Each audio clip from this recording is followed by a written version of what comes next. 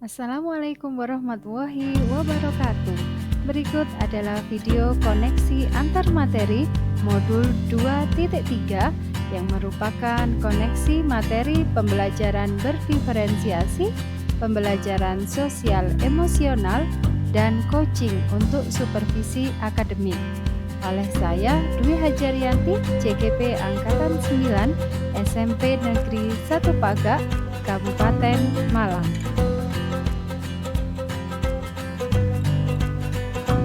Perkenalkan, berikut adalah pembimbing dalam tugas ini. Yang pertama, fasilitator oleh Ibu Afiatur Rizkiah, pengajar praktik oleh Ibu Pujiana, dan CGP Angkatan 9, saya Dwi Hajarianti. Tujuan pembelajaran yaitu CGP menyimpulkan dan menjelaskan keterkaitan materi yang diperoleh dan membuat refleksi berdasarkan pemahaman yang dibangun selama modul 2 dalam berbagai media. Daftar isi dalam tugas ini yaitu yang pertama, pemikiran reflektif terkait pengalaman belajar. Yang kedua, analisis untuk implementasi dalam konteks CGP. Dan yang ketiga, membuat keterhubungan. Yang pertama yaitu pemikiran reflektif terkait pengalaman belajar.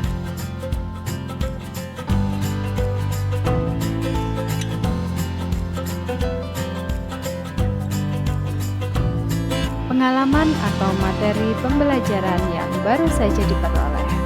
Pengalaman yang didapatkan yaitu yang pertama melakukan coaching, yang kedua melakukan supervisi akademik.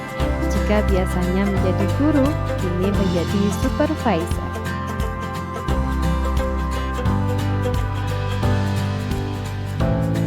Materi pembelajaran yang diperoleh yaitu 1. Perbedaan coaching dengan mentoring, konseling, dan training.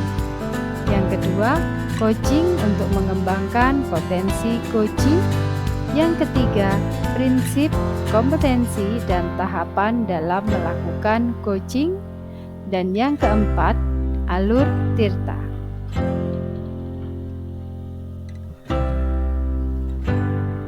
Emosi-emosi yang dirasakan terkait pengalaman belajar. Yang pertama, merasa miskin ilmu karena sebelumnya hanya mengetahui secara garis besar mengenai coaching.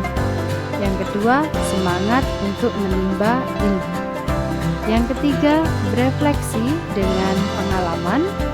Dan yang keempat, optimis bisa menerapkan supervisi.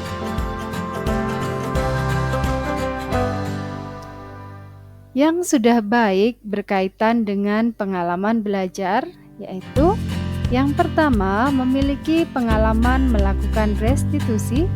Alur tirta mirip dengan restitusi sehingga telah lebih memahami materi.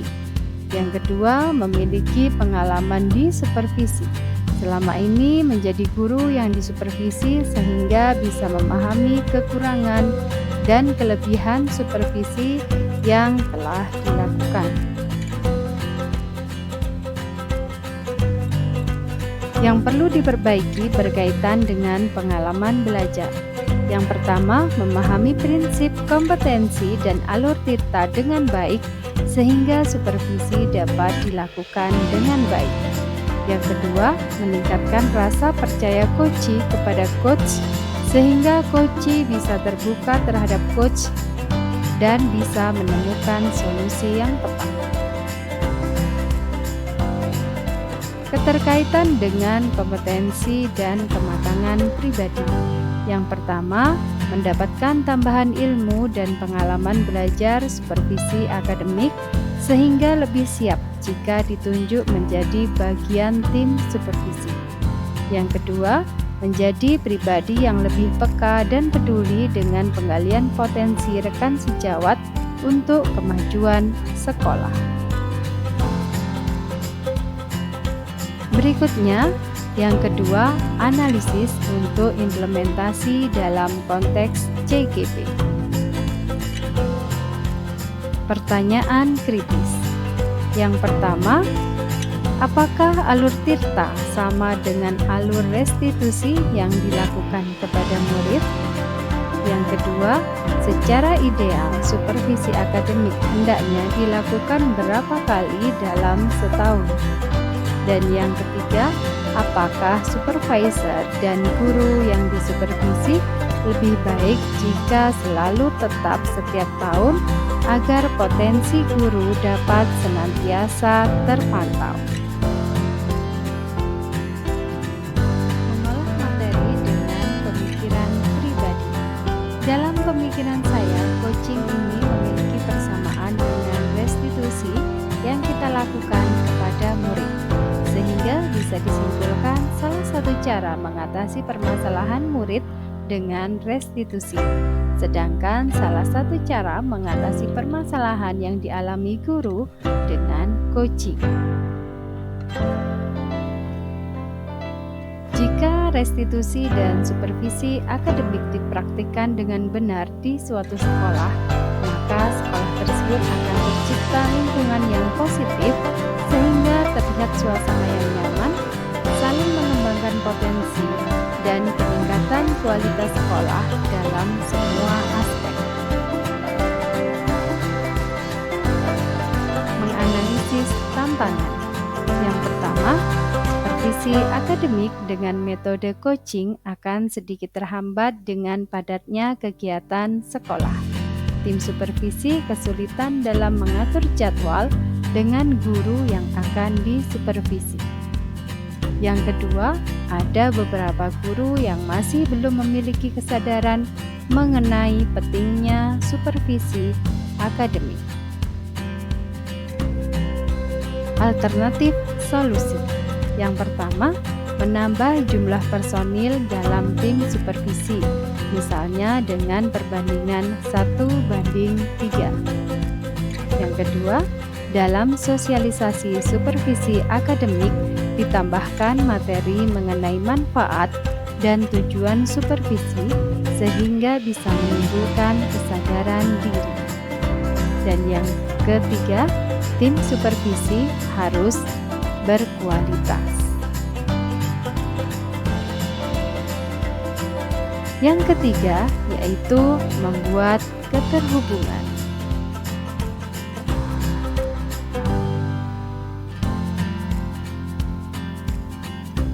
Pengalaman masa lalu.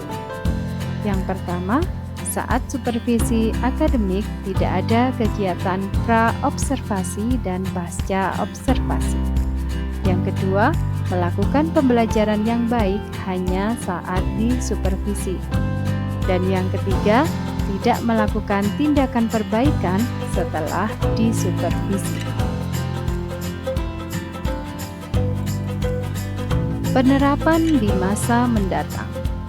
Mengusulkan kepada tim supervisi agar supervisi akademik dilakukan secara lengkap mulai dari pra-observasi, observasi, dan pasca-observasi sehingga coaching dapat terlaksana dengan baik dan saya beserta guru lain dapat meningkatkan dan menggali potensi diri.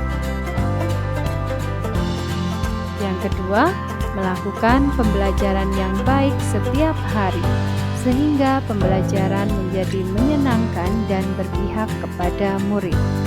Jika murid merasa nyaman, maka potensi dalam diri murid akan tergali dan berkembang dengan baik, sehingga tujuan pembelajaran dapat tercapai.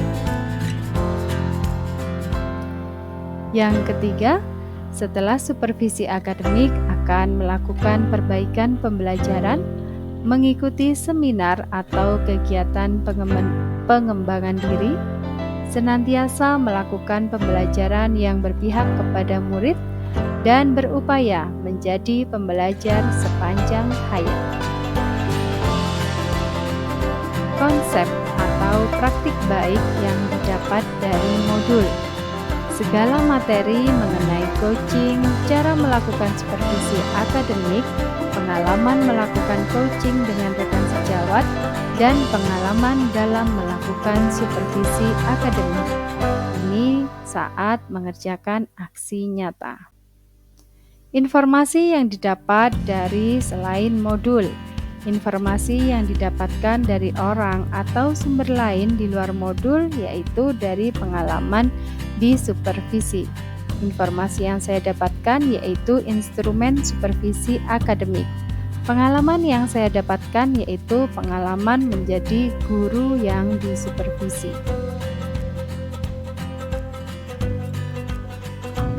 Simpulan.